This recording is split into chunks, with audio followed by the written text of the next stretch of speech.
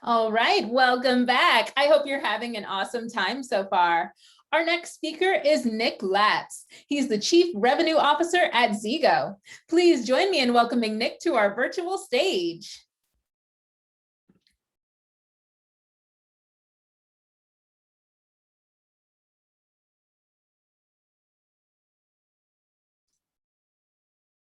All right. Thank you, Patrika. And the title of this presentation today is State of Resident Experience Management. As Patrika said, I'm Nick Latz. I'm CRO over at Zego, powered by Payless. And this is a topic, resident experience, that is near and dear to our heart over here at Zego. So excited to share some insights, some learnings, and some recommendations around the resident experience. And so as far as the agenda today, we had 4 topics we wanted to hit on. Number 1, what is the resident experience?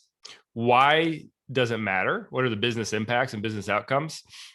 We wanted to share some market research that we've recently published around the state of resident experience, and then follow that up with some tips and some best practices and learnings that top quartile managers are doing to drive retention.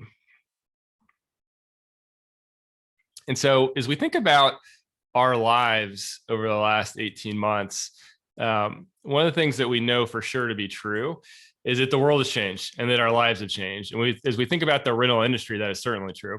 And a couple of mega trends that are impacting operators are, one, from an asset standpoint, rent growth has slowed. And from a revenue standpoint, rent growth has slowed. And so over the last decade, this industry has seen historic rent growth. As we look at Q1 of this year, that slowed down 4% year over year. And as we kind of forecast that into Q2, as we wrap up Q2, we expect that, again, rent growth will be negative year over year. Now, it's not going to be as extreme as it was in Q1, but we're still in an environment overall across all asset classes and all markets of negative and flat rent growth. And the second trend that we're seeing that definitely impacts our operations and certainly impacts our residents is that resident demographics are shifting. And so now, for the first time, 65% of our residents are either Gen Z and millennials.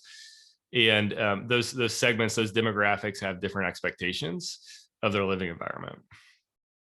And the stakes from an operational standpoint, the stakes from an owner standpoint of navigating this change are high, because operators that aren't focused on retention and aren't focused on resident satisfaction are leaving dollars on the table. And that's true because if you look at the average cost to turn a unit, which we've got here on the right, the average cost to turn a unit is $3,500.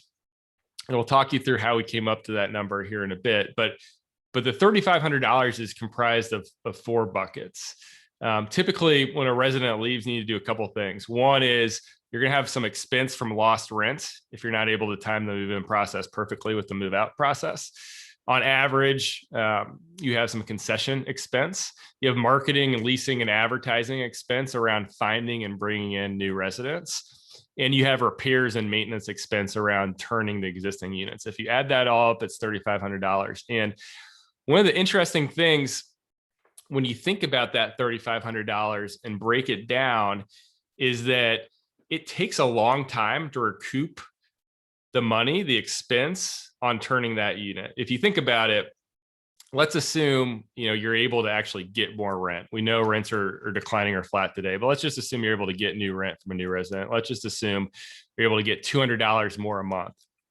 Even in that scenario, it's still going to take you 18 months. $3,500 divided by 200, 18 months to recoup your expense on turning that resident, to become profitable on that resident. And that's a staggering number, right? And when you add that up across the whole portfolio, those expenses and those expense leakages and NOI leakages add up. If you're a 1,000-unit portfolio and you have 50% retention, resident retention, the difference between being at 50% retention and top quartile retention, which is closer to 60%, is about $350,000 of lost NOI. And that's for a 1,000-unit property. And so if you're a 2,000-unit property, that's $700,000 of lost NOI. If you're a 3,000-unit property, that's over $1 million of lost NOI. And so the expenses and the lost NOI add up. So at Zego, how do we think about the resident experience? What does it mean? And we like to think about it as the resident experience and the overall resident experience management is the manner in which all resident touch points can be improved in order to deliver remarkable community living experiences.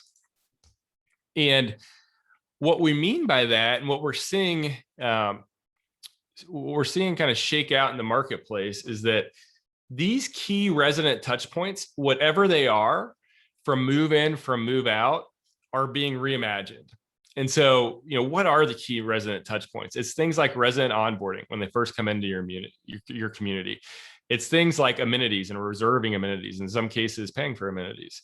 It's things like maintenance, work orders, packages, payments, access control, smart devices, engaging with community members, virtual tours, et cetera, et cetera. These key resident touch points are being reimagined and rethought through, given the environment that we're in. And so, that's how we think about it at Zego. But one of the things that's really interesting is we actually talk to our customers and talk to prospects in the market about the resident experience all the time. We do those through customer conversations. We have a resident experience podcast. And what we found to be really interesting is that different managers, different owners have different views and definitions of the resident experience. And we find that fascinating. Two examples here, and we've got a bunch on the podcast, a bunch of lessons around this. Pete Kelly, who's a guest of ours on the podcast, when we asked him, hey, how do you think about the resident experience? Give us an example of the impact. He said, hey, I remember a focus group that we conducted around how important is sense of community. And one of the residents said, well, our rent went up last year by 18% and we're still here. So that's got to tell you something. That's got to tell you something around sense of community and if that matters. John Reardon from Beacon Community said, the more we're communicating with our residents, the more connected they're going to feel. And if they feel connected, the more likely they're going to be to renew when the time comes. And so we've got lots of different anecdotes around that, but those are two examples from two different customers and market experts around resident experience.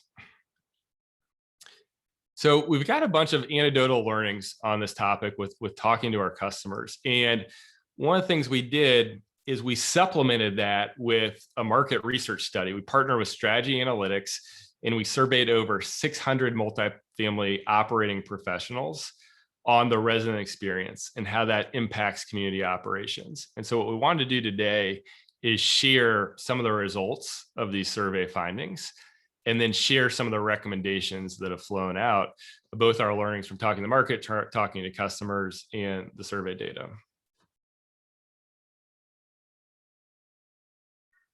So we'll start with 6 key takeaways from the market research. Takeaway number 1 is that based on the survey data, the industry average retention across the rental industry is 58%. Now that differs a little bit by asset class. That differs a little bit by market. But when you look at things overall, industry average is 58% as of our survey that was done in Q1 of this year. But what this also shows is that top quartile managers were able to get on average 65% retention. And fourth quartile managers were able to get 47% retention. So almost 20 percentage points of difference between the top quartile performers and the bottom quartile performers. And when we look at the residents and when we survey the residents on reasons that they move out, one of the things that we find is that the majority of the reasons they move out are actually controllable by management. Now, there are certainly some things that are non-controllable by management. And if you look at the right column of this chart, it lays out some of those things that aren't necessarily controllable by management or residents moving out because they're looking for a different floor plan or layout. They're looking for a different neighborhood. They're seeking more living space, maybe because of a family change or a reason that they need more space. They're moving to a new city, new marital status, new job. There's lots of non-controllable things. But when you actually ask the residents why they move out, the column on the left, if you add all those percentages together, it's actually higher by almost a factor of 2 to 1 controllable reasons for move out versus non-controllable reasons for move out. And I think that's part of the reason why managers that are really focused on this resident experience resident satisfaction, resident retention are able to drive higher retention rates. The third takeaway from the research was around sense of community. And sense of community is actually the largest driver of resident value and how residents perceive the value that they're getting from their community. And so one of the interesting things about this research, and Satisfax does this research on an annual basis. And so they've done a survey going back to 2015 and even before that on, hey, what are your top drivers of value, you being residents, that you get from your community? And one of the things that's fascinating is it's the same year over year. Every year, residents cite sense of community as the largest driver of the value they're getting from their community. So what's also interesting is the other drivers change from year to year in terms of how important they are. So things like social media have gotten more important in recent years. Things like in-person community events, weren't as important in 2019 and 2020. Some of that's probably because of the pandemic, but in 2021, these in-person community events are starting to become more important again and show up. But these other factors kind of move up and down, but sense of community stays consistent year over year as the number one driver. The fifth takeaway was around digital options across the resident life cycle. And what this bar here shows you is here in the dark green, these are things that managers, these are touch points that managers currently provide in a digital format. And so if you look at over on the left-hand side, communicating with management. So, management companies on average, 56% of them provide a digital option as well as an offline option to communicate with management. Where on the right-hand side, only 41% of managers and communities allow their residents to RSVP for events in a digital format. So the dark green is what they're doing today. But what's interesting about this is the light green said, hey, which of these resident touch points do you plan on providing digitally over the next 12 months? And when you add the dark green with the light green, you start to see that operators, all of these resident touch points are planning to provide these digitally over the next 12 months. It's kind of up there in the 90% of everybody we asked in the survey are either providing these resident touch points digitally or planning to do so over the next 12 months.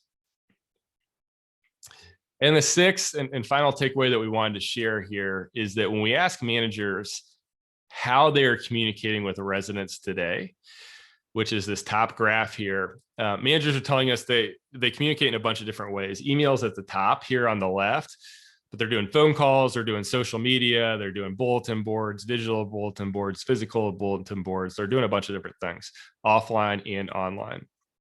But when you ask the residents, how do you prefer to be communicated with? Is it the digital channels? Is it the non-digital channels? Overwhelmingly, they're citing, hey, we prefer the digital channels. And so when you look at the way managers are communicating versus the way residents want to be communicated with, we think there's an opportunity to align those more closely.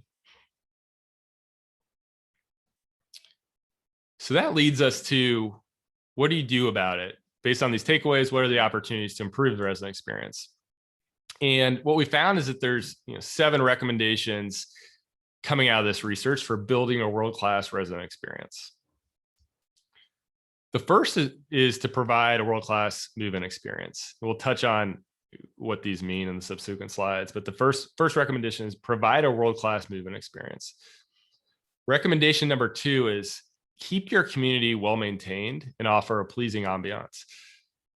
Number 3 is build a vibrant community. Number 4, enhance management communication and responsiveness. Number 5, improve maintenance services and response times. Number 6, survey your residents. And number 7, actively manage the renewals process. So on number 1, provide a seamless move-in experience. What do we mean by that? But time and time again, residents are providing examples, and operators and managers are telling us you do not get a second chance to make a first impression. And if you make a bad first impression in move-in process and residents don't have a great move-in process, it's going to be hard to make up for that over the next 12 months. And so you need to ensure that your residents know how to stay up to date on the community. ongoing upfront news of how they do things, but then ongoing news and communications. And you need to ask for feedback. You need to ask for feedback up front, either during or immediately after that move-in experience. How did it go? Do you have all the information you need? Are there gaps that we can help you fill in?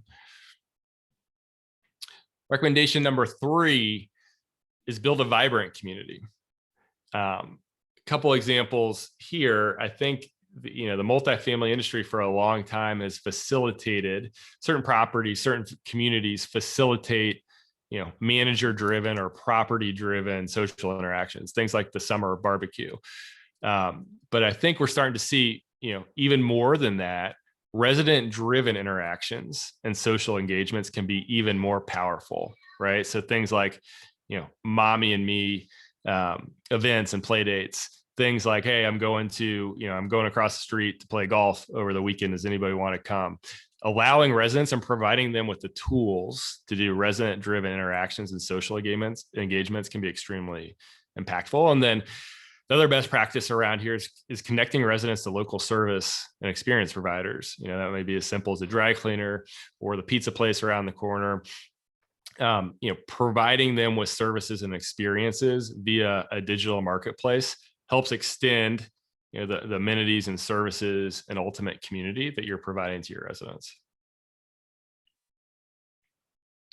Communication is a big one. So enhancing management communication responsiveness is a large driver of resident satisfaction. One of the best practices here is communicating with the residents on their terms. And so when we look at the top quartile performers around resident satisfaction and communication, one of the things that the top quartile performers are doing to separate is understanding that different residents like to be communicated with in different ways. Some prefer to be communicated via email. Some prefer to be communicated via text. Some, want you to call them. Some want you to leave the flyer under their door.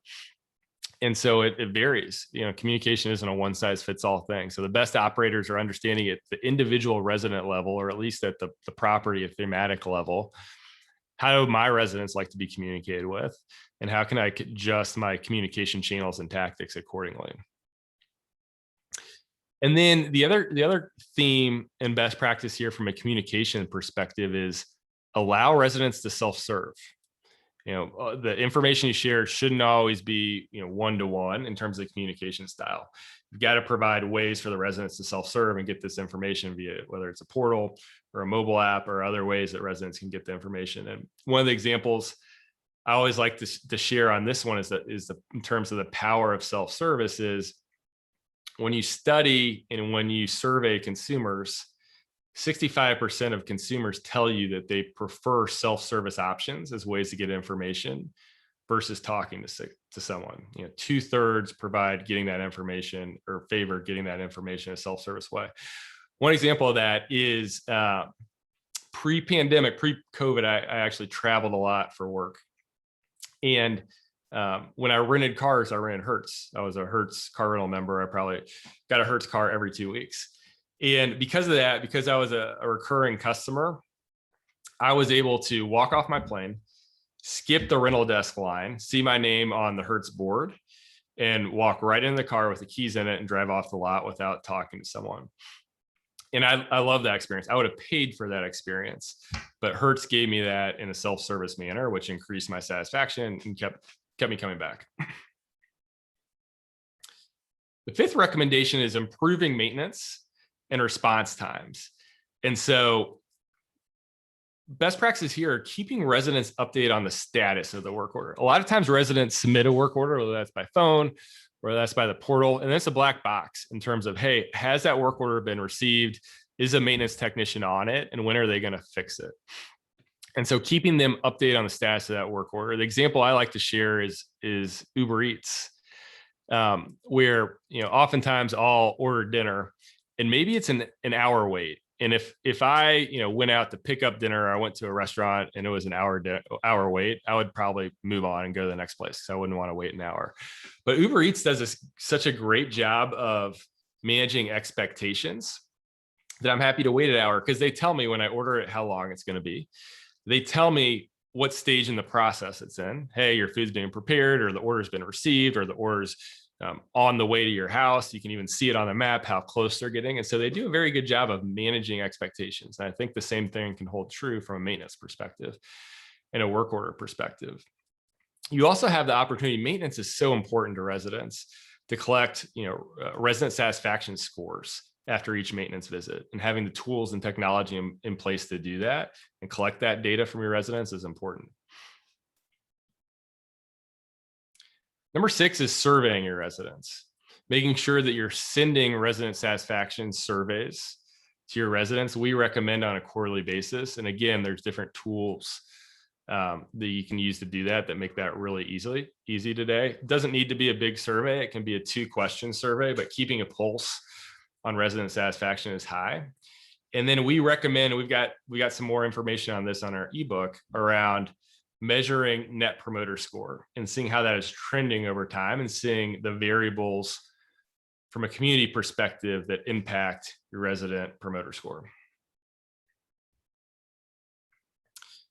And number 7, the final recommendation, is actively managing the renewals process, where the best practices here include sending out renewal notices well in advance of the lease expiration date and providing incentives to renew early. There's also best practices around creating 12-month long resident retention plans, and then using offers and varying the offers as a way to manage in or out residents, and as a way to drive residents to, in some cases, longer than 12-month lease terms. And so we've got a bunch of research and recommendations around the renewal process as well. And so at Zego, we're a mobile-first resident experience management platform, and we love this topic of resident experience and resident satisfaction. We've built our whole product suite around helping multifamily companies modernize the resident experience to boost retention and profitability. And so the examples and best practices I've shared as part of this webinar and that we share in the ebook are really agnostic of any technology solution. They're really agnostic of any tool. They're operating best practices. But if you're interested in learning more about our platform and how we approach it from a technology perspective, we're certainly interested and would love to have that conversation. So we are here. We have our virtual booth at RETCON this week. 2 things we'd invite you to do. One is stop by the booth and download a free copy of our State of the Resident Experience Management report. We just published this report last week. This is an in-depth view of all the research that we've done, all the survey data, and a lot of our learnings from talking to the market around the resident experience, tips, tricks, and best practices. So download the report. We've shared a couple of highlights here in the webinar, but there's a lot more in the ebook. And so stop by and download that. And while you're at the booth, make sure to take a quick survey. We've got Zego swag that we're sending out as part of that. And also we've got resident experience health checks. So if you're interested in talking to one of our specialists about your resident experience at your community, and what the best practices are and what you're doing and how that compares to others in the industry, we're happy to walk through that as well with you. So that's it. Thanks so much for joining us today to talk about resident experience, and enjoy your RETCON experience.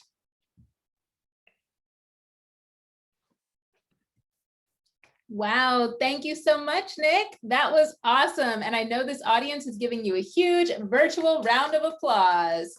If you could stop sharing your screen so that we can tell the audience where they're headed next.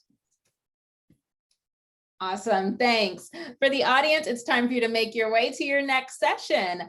Along the way, make sure you accept your connection request and take some time to check out our amazing exhibits. Thanks so much, and we'll see you around.